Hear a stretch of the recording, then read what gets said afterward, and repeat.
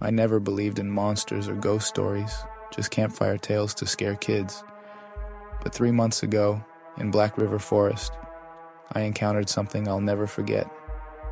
It was supposed to be a routine wildlife photography trip, but what I saw in those woods has haunted me since.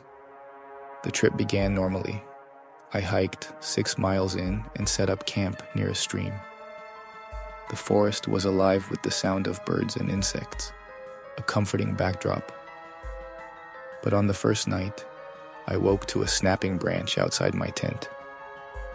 Faint, deliberate footfalls circled my campsite.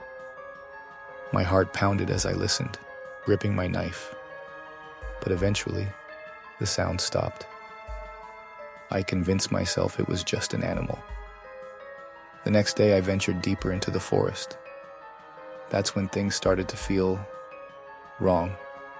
I found deep claw marks slashed into a tree, each gash 7 feet off the ground.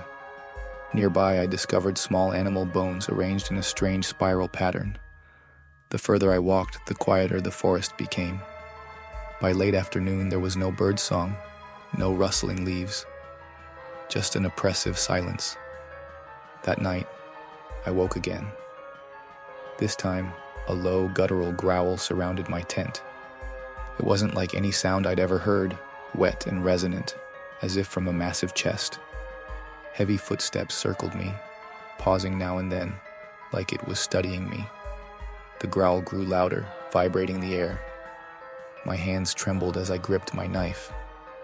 Eventually, the sounds faded, leaving me paralyzed with fear. The next morning, I found massive tracks outside my tent. 3 long toes, tipped with claws.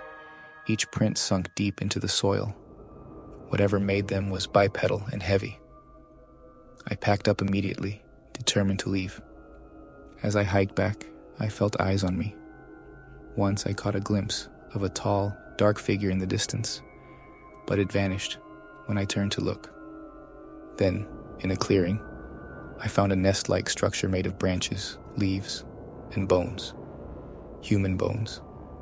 Among them was a shattered skull. My stomach churned, but I forced myself to keep moving.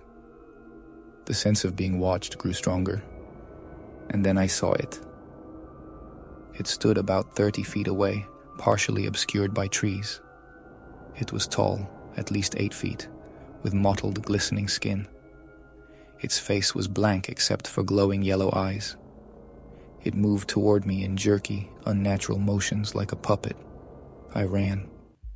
Behind me, the creature roared, a sound so deep it shook the ground. The crashing of branches grew closer. I tripped, hitting the ground hard. When I turned, it was standing over me, its claws twitching. For what felt like an eternity, it just stared, its glowing eyes piercing into me. Then, it growled low and vanished into the forest. I ran all the way back to the trailhead. Days later, I returned with a search party, but the nest and tracks were gone, like they'd never existed. No one believed me, but I know what I saw. Some monsters are real, and they're waiting.